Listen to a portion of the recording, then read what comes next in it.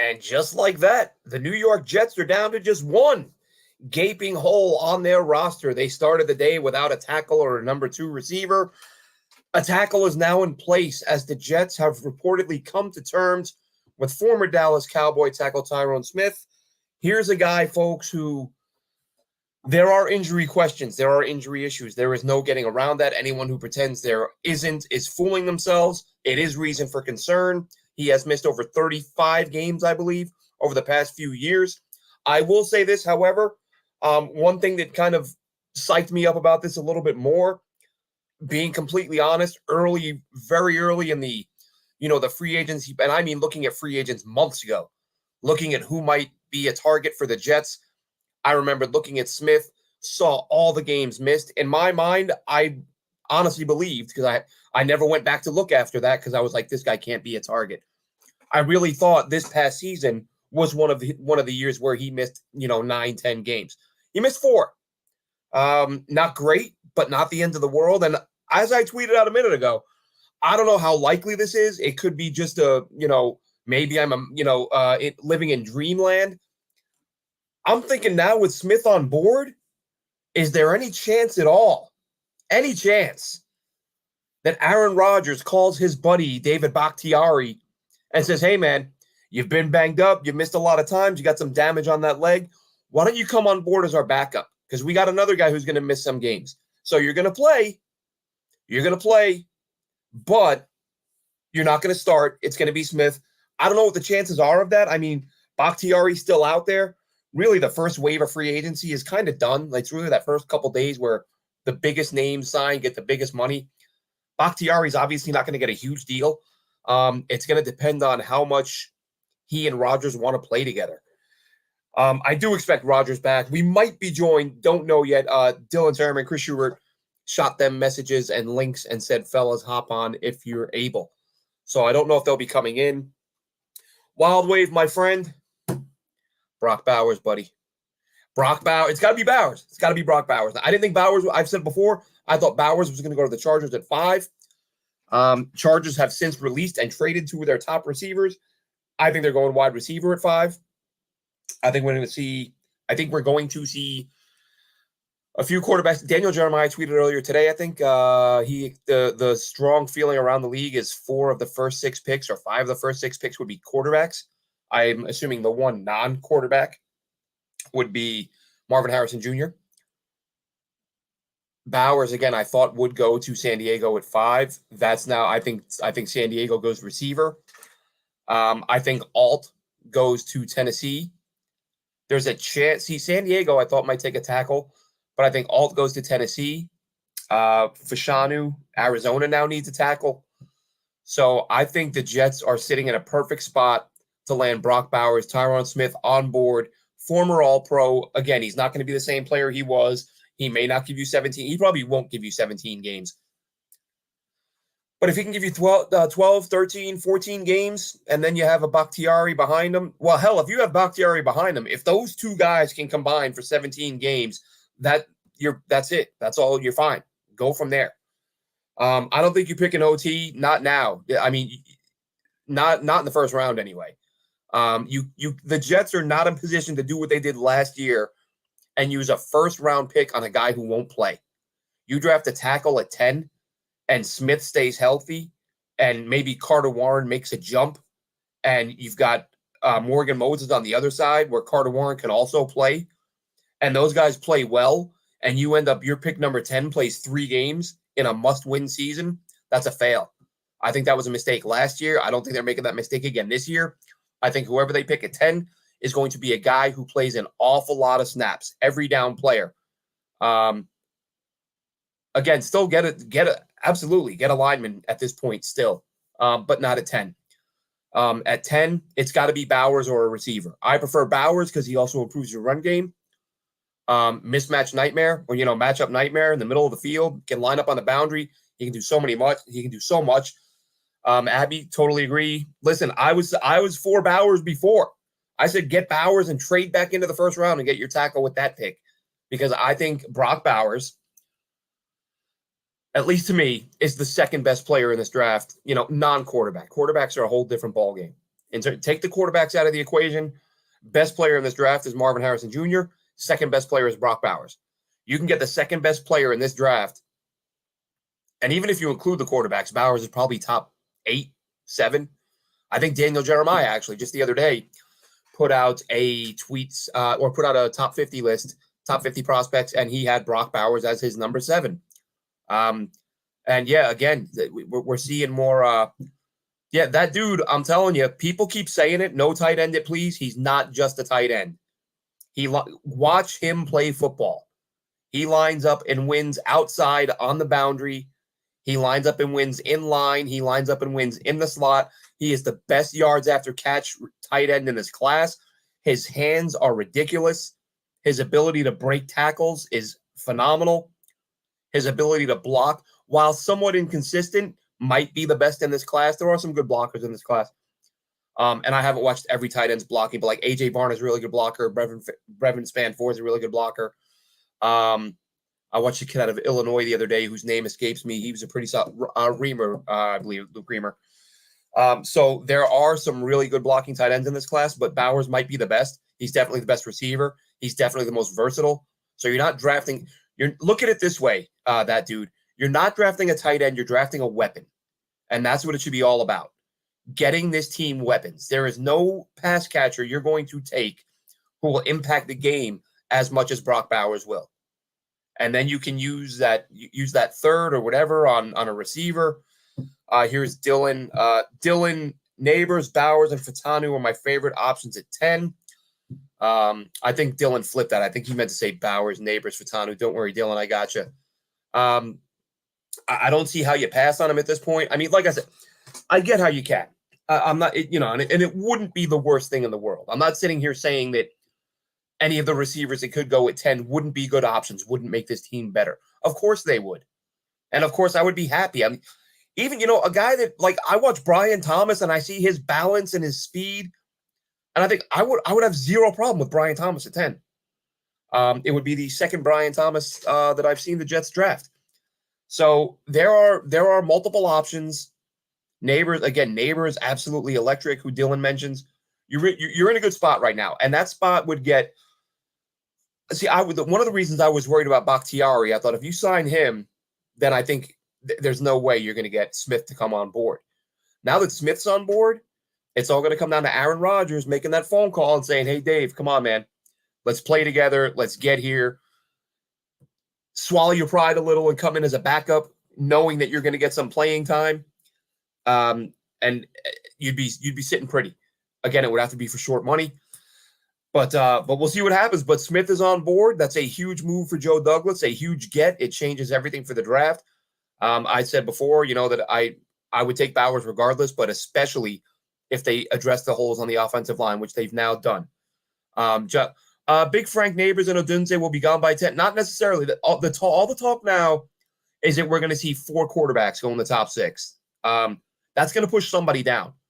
Like, if we think back when this process started, all the talk was that, there'd be 2 quarterbacks in the top 10, and there were no top 10 quarterbacks outside of there. Now we're hearing J.J. McCarthy could go in the top 10. Michael Penix, not so much. He's not a guy we're hearing as a top 10 prospect. But there are, the thought process is now there will be 4 quarterbacks, and you figure there's a really good chance that both tackles go, Olu and Alt. That's 6 guys right there. So you're only 3-4 guys short. Will those receivers go that early? They could, but I'm still going Bowers if I'm the Jets. I want the matchup nightmare, the game changing, the difference maker. Would 100% take him. So we'll see what happens. Other news: Jadeveon Clowney is in town, or will be in town to visit. It's a funny thing. Jadeveon Clowney is a guy who literally seems to sign with he just signs 1-year deals, goes where he's going to get the money, where he's going to be a good fit. And I've always looked at him as, when the Jets are struggling to get an edge rusher, I'm always like hemming and hawing, talented, but he's going to be here for a year and then he'll leave. I think now, I don't think there's ever been a more perfect time for the Jets to bring Clowney in. And I wouldn't even trade JFM, Wild Wave. I think with the way Jets, with the way the Jets rotate guys out, I saw, I've seen a few people complain, oh, we let Huff go so we can sign Clowney. Well, let's look at the differences here. Clowney, much better against the run. 9.5 sacks last year to Huff's 10. You're going to get him at a fraction of the cost. Granted, he's an older player than Huff is, but it's a 1, maybe 2-year deal. Probably 1. I mean, everything right now, as we've been saying, it's about the next year or two. It's about this very small Aaron Rodgers window. And I do think we talked about the other night. Maybe we'll talk if Dylan and Chris come on again. I think it's weird that Rodgers hasn't done anything to dispel the vice president stuff. But the more I thought about it, I think if he was asked and he didn't say no right away, I think I think he'll think about it. But ultimately, he's going to realize vice president's a big deal. He's got the ego. I know he loves being in the news. But really, this isn't on him. I mean, he didn't do an interview and tell anybody. This was a story that was broken by the New York Times and then injected into the sports world, I believe, by Tom Pelissero. But I was more nervous about Rodgers leaving a couple days ago than I am now. I'm just looking at it and thinking, there's no way he's just going to sit down and be like, yeah, I should be the vice president. Now, would I be completely shocked if he did? No. I would be somewhat surprised just because of the enormity of the responsibility. So I think I think Rodgers is going to be back, and with that in mind, I hope he's talking to Bakhtiari and they get him in here. That would be absolutely phenomenal. But get Clowney in here, that would be a huge get. Offensive line is good to go now, folks. Well, on paper, we need these guys to stay healthy. As I said the other day, they brought Jake Hansen is back, who I thought looked okay for the couple games he played. Looked all right against Houston, Cleveland. He wasn't bad. And now that he'll have better talent around him than he had last year. But you got to be happy with it. You got to like what they've put together.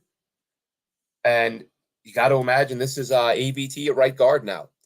Right? So left to right, you got Smith, you got Simpson. You're going to have Tippmann at center, AVT at right guard, and Morgan Moses at right tackle. So, but again, the concern there, and it will linger until these guys play out a season and, stay relatively healthy.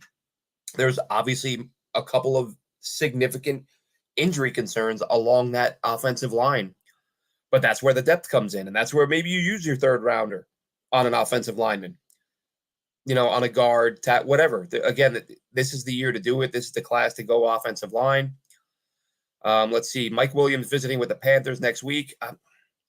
I think most Jets fans are in agreement, right? Like, go get that guy. You're not going to give up a pick. That would make a lot of sense. But I don't think Mike Williams. I don't think he's going to sign with anyone right away. I hope he visits a few different teams. I hope the Jets are one of them, and I hope they make that happen. And I mentioned the other day the possibility of drawing a blank now. The Raiders slot receiver, who I talked about several times during the year about the Jets possibly acquiring as a slot guy, and I don't see why not. And whenever anybody says, bringing this guy, bringing that guy, nobody's saying, bring this guy. Yeah, thanks, Wildlife, Hunter Renfrow. Nobody's saying bring this guy in at $20 million to be your wide receiver too.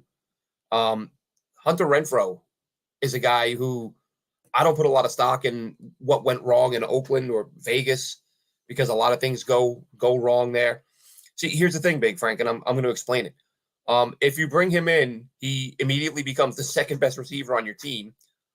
And nobody's saying to break the bank and give him a 4 or 5 year deal with $40 million guaranteed. I think Hunter Renfrow, given what's happened to him in Vegas, you probably could get him pretty cheap, low guaranteed money. And if it turns out it was the Raiders' process, the talent evaluation process, which wouldn't be surprising. I mean, it's not like Renfro's been around for 13 years and he's burnt. He's not Randall Cobb, right? He's been in the league 5 years, and if you bring him in on the cheap and he looks like the guy he was when he was getting targets, then there's no problem bringing him in. But again, Big Frank, has he not been good, or did the Raiders just change coaches, change offenses, and stop targeting him, because he literally went from 100 catches to not getting a look. Again, from his third year to his fourth year, it's not as if you're saying, oh, well, he went from year 9 to 10 and he fell off a cliff and he couldn't run anymore. In fact, the week or two after the Raiders made their coaching change this year, Renfrow saw him get a couple of catches, and he was slippery. He was making guys miss, picked up yards after the catch. And I thought, oh, good, they're going to start involving this guy again. And then right back to the bench. So for whatever reason, and again, nobody is saying sign Renfrow, don't add anyone else, give him 5 years, pay him through the nose. No, bring him in because he's an upgrade over what you have. You can probably get him cheap. You know he can perform at the pro level, and bring him to camp and see how he looks. You do that, and you know, I guess what I'm saying is it's a potential upgrade with, like, what are you losing? And listen, if he's going to go get $12 million a year, then I'm wrong. I'm talking a few million a year, based on his last couple seasons. It's low risk, low reward, low risk, high reward. And if it turns out to be low reward, then you let him go because you're not paying him a ton of money. I'm always for the bang for your buck players. If Renfrow can come in and give you 700 yards out of the slot for a few $1 million, I'd absolutely do it. Renfrow would be Crowder on steroids, Berrios. Yeah, I mean, again, I think I wouldn't be surprised. And I thought the Jets should have made a move from last year, and they didn't. Right, and that's my point, Kenny. Kenny's saying he likes Renfrow, small money, and we can use a reliable slot. And that's what he is. So you brought in Smith to play left tackle. You brought in Moses to play right tackle. You got Simpson. The O-line, you hope like hell, is finally settled. Will there be some injuries? There are bound to be some injuries on the O-line. But again, that's where depth comes in. I don't think the Jets are done. Again, I disagree, Kenny. And again, I'm not saying it would be the worst idea. I'm just saying for a win now team, I don't see them drafting a guy who might not see the field, or who could end up playing 4 or 5 games. They need impact players now. And now that they've got their O-line set, and I mean their starters set, they can still work on depth. I think it's going to be a playmaker. Wide receiver would not shock me, but tight end, as I said, Bowers would be my preference. And who's the left tackle you're taking at 10? You know, a lot of people seem to feel like Alton Fashanu were the only true left tackles in this class, and they will be gone by 10. Do you take a Fuaga and switch him? I mean, that is the one thing, right? Smith would give you time to, like, if you trade down, and we talked about this on the show recently, if you trade down, and this isn't what I want Bowers, but if you trade down and you draft Guyton, and then you have him work behind Smith, Moses, whoever, and develop him, that makes sense.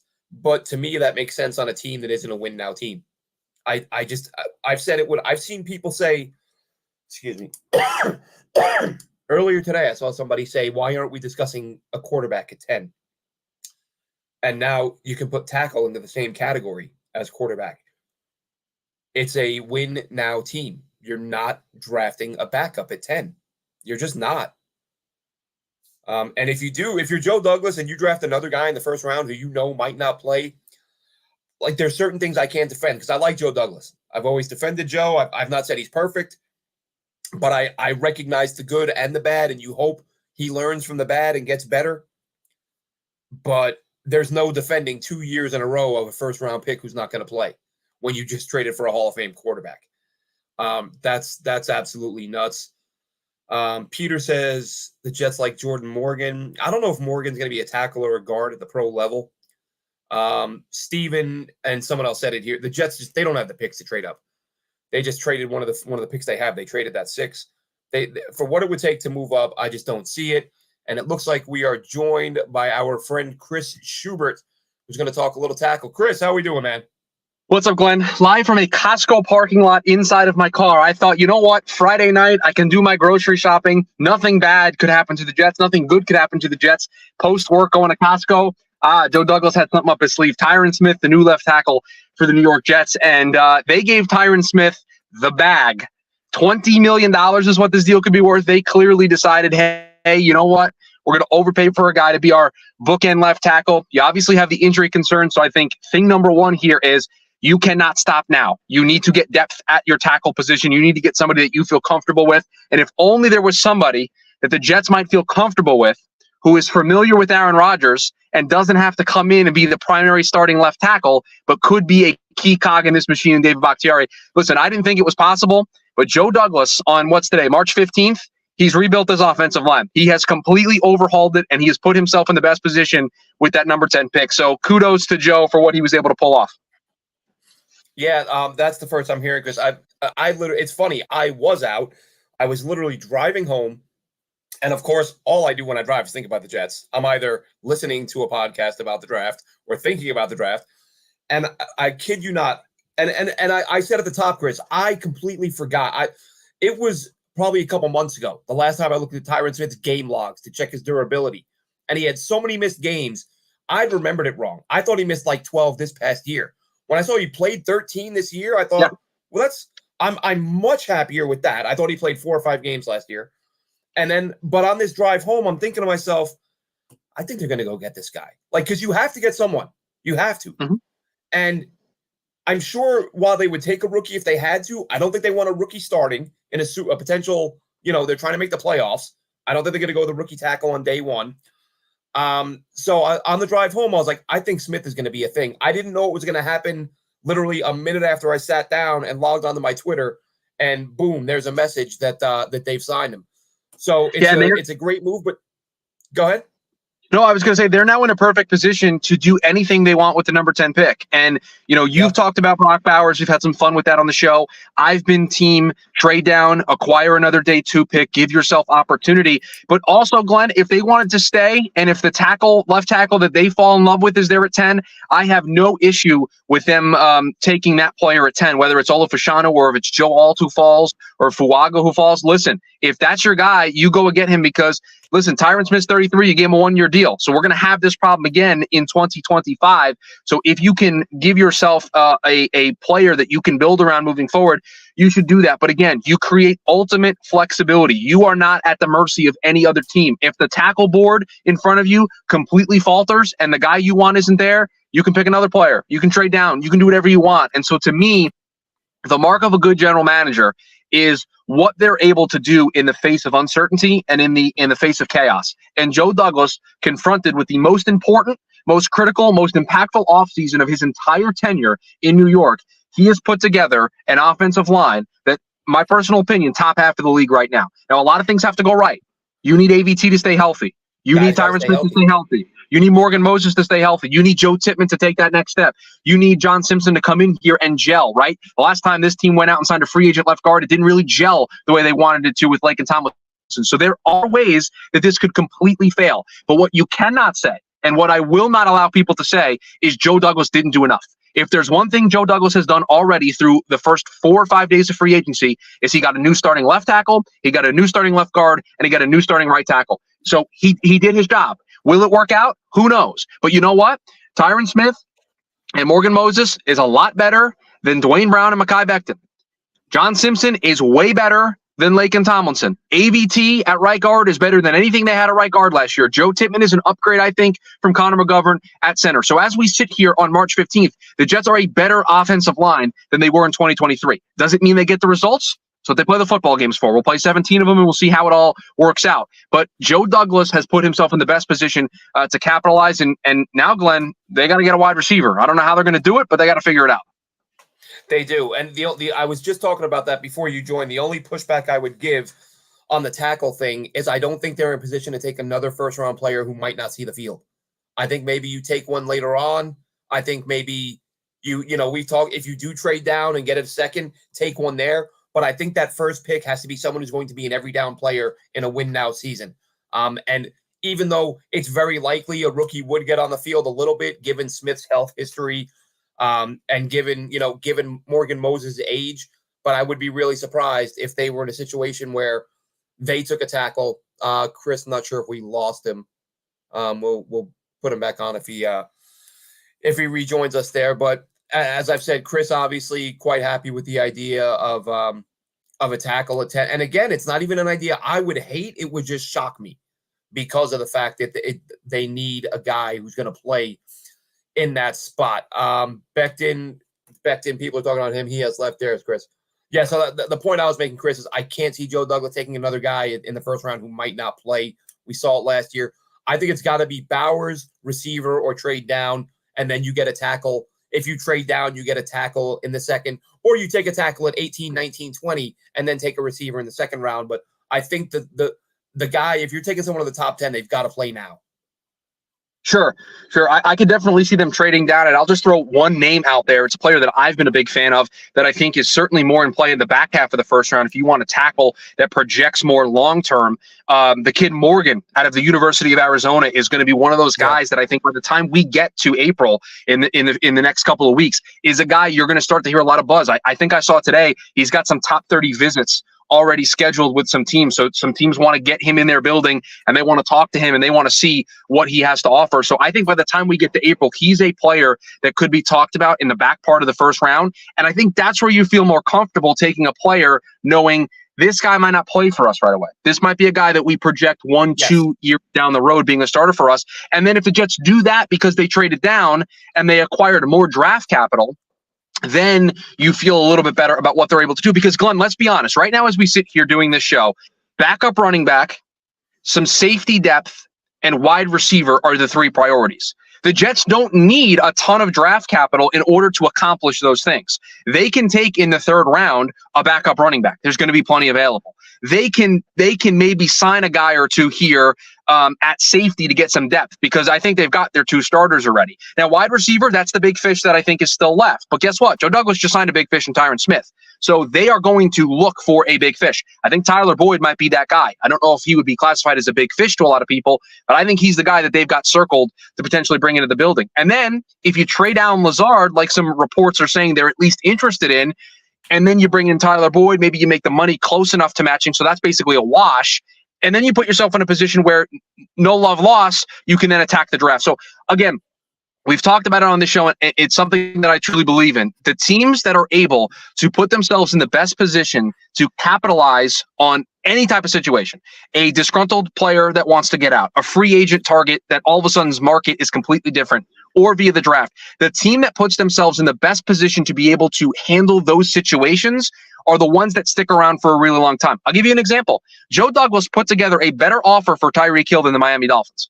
Joe Douglas and the New York Jets had a better offer because they had the cap space, they had the draft picks. They were able to put an offer in front of Kansas City that was better than Miami. Now, Tyreek Hill wanted to go to Miami, so that's what happened there. But when you are a GM that is able to do that time and time again, more often than not, you're going to have some successes. By no means is Joe Douglas a perfect GM. We've talked about it at length on this show. But in a pivotal offseason, this has been a home run so far. Yeah, absolutely. And Kenny says in the chat, got to take a tackle. We had so many guys hurt. Again, I'm not saying don't take a tackle, Kenny. I'm saying you can't take 1 at 10 who won't play. 18, right. Like I said, late round, you can live with that a little easier because you're probably adding a 2 and you can take a guy there who's going to play. So nobody is saying don't take another tackle. I think if they can go into camp, like I said, fingers crossed, man, get Aaron on the phone with Bakhtiari, get Bakhtiari in here, and then you're set. Between Smith, Moses, Bakhtiari, that puts Carter Warren at your tackle 3, which is what you guys were talking about the other day. More comfortable with him there. He's a guy that, you hope he makes that. Everyone talks about it, that year 1 to 2 is the biggest jump you see players make. Jets are obviously hoping that'll be the case with him. But if he doesn't see the field now with the tackles you have, then you're happy with that. But no, oh goodness, no. I would not trade 10 overall for T. Higgins. Not a chance, especially with all the depth in this class at receiver. You'll get a receiver at some point or another. And you ready for this? That's way too rich. You ready for this hot take? Who said this? This is Abraham. How about this for a hot take here for you? The Jets might be able to get a better receiver than T. Higgins with the number 10 overall pick. Yeah, exactly. That's the thing. And with some of these guys in this class, it would be, all this JD is asleep. Yeah, listen, I know we get, everyone wants players signed the second free agency starts, but it happens every year. You get 3 hours into it and you see a million tweets about why is Joe Douglas asleep? Why isn't he doing any work? Doesn't he want to save his job? I think he's done a really nice job, and I think this is he's put together a ton of talent. It's just a matter of these guys got to stay healthy. They were talented last year. Guys just didn't stay healthy. Now, if you can keep Aaron Rodgers on the field, behind this rebuilt offensive line, get some more depth there. Any thoughts, Chris, real quick? I don't know if you saw they're due to have Jadeveon Clowney in. I'm normally not a guy I'm a big fan of, but I think this is the first time he's been a free agent, and he's a free agent every year. But this is the first time he's a free agent. I think this might be the best time for the Jets to get him. You're picking up an 8 to 9 to 10 sack guy who's better against the run than Huff. It's not a long-term commitment. It's not going to be $17 million. What are your thoughts there? Yeah, no, I think, and this is where Joe kind of thrives, right? He identifies these types of players that he feels just like are well-rounded to a group. And listen, this team is going to be defined pass rush-wise by what Jermaine Johnson and Will McDonald are going to be able to do in 2024. Adding a veteran presence who might be able to mitigate the risk that you have by asking two younger players to pick up that big of a workload is a nice move. And so, and I'll make this my last thought because my phone battery dying very quickly here in the Costco parking lot, a lot quicker than I thought it was going to. But this is the type of stuff that Joe thrives at. And to the Joe is sleeping crowd, and I think that's gone away. But he didn't miss on anybody. There's nobody he missed on. I said this earlier in the week when we did the pod. Who did he miss on? Did he miss on giving Robert Hunt $100 million? No, he didn't. He didn't miss on that. Did he miss on Calvin Ridley 4 years, 92? No, I don't think so. And so, yes, did it take a little bit longer? Yes. Was John Simpson and Morgan Moses these sexy moves? No. But guess what? They're better at right tackle than they were a year ago. They're better at left guard than they were a year ago. And now they're better at left tackle than they were a year ago. Again, a lot between now and them making the playoffs and breaking the streak. Aaron Rodgers has to decide if he's running for VP or not. We got a long way to go here over the next couple of weeks. But this team is a lot better. Now, this is where Joe Douglas can prove all of us wrong because he's put together a great offensive line. But if he thinks his work with this line stops right now, then he is going to put himself in the exact same situation that he was in a year ago, in which he does not have the quality depth. They got to be 10 deep. I think he knows that after last year. They got to keep going. And if he does that, then he's fine. So that will be my parting thought to you and all of the listeners of the show. Thanks for joining us, Chris. Much appreciated. We will see you again Wednesday night. Perhaps before that, if the Jets make any other big moves. But just wanted to get Chris on here. Dylan, apparently tied up. He's shot a couple messages or one message, but not joined in yet. We'll probably only do a few more minutes anyway. Melvin, Alt won't be there at 10. Between the Titans and the Cardinals, both of those teams just released their left tackles. DJ Humphries let go, and then Andre Dillard let go. So 2 left tackles let go in the top 10. That's, and what could happen, another possibility where I guess it would increase the chances. The Vikings, they're going to be trading up to take a quarterback. And do they trade up with a team that may have, do they trade up with the Cardinals? Do the Cardinals say, you know what, we'll take an extra, a couple extra picks, get a ransom, move down to 11 and still get a tackle? Fine. But they won't get, again, it depends if the Jets are going to take a tackle there. If they're not going to get Alt, because I think, having said the Jets won't take a tackle, I think if Alt is there, they possibly do that. And I'm not saying I agree with it. I think they have to get, and no, I'm going to take that back. My initial thought of they've got to get a player. They've got to get somebody who will be on the field playing football for them. I think that's that's where the priority needs to be. But let's give Joe Douglas some credit. The offensive line has been rebuilt in about a week.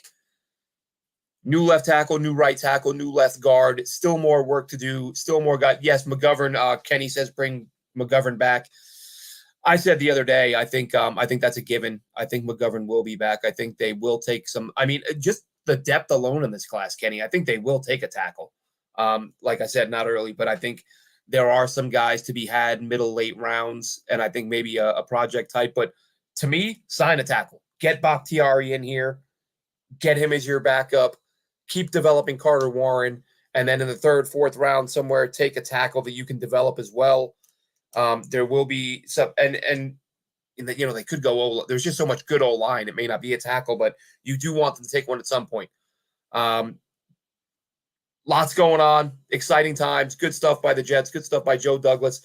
O-line's rebuilt. Now go get a wide receiver too, and then at 10, trade down Bowers, receiver, whatever it may be. Lots coming up, but a good day to be a Jets fan. Good day, folks. Have a good one. I'm Glenn Naughton. Jet Nation Radio. Check out the forums. Check out the forums on jetnation.com. most active Jets message board on the web. And I'm going to go out on a limb and say it's probably pretty packed in there right now with some fans who are pumped up. So go on and jump in and join them. Have a good one.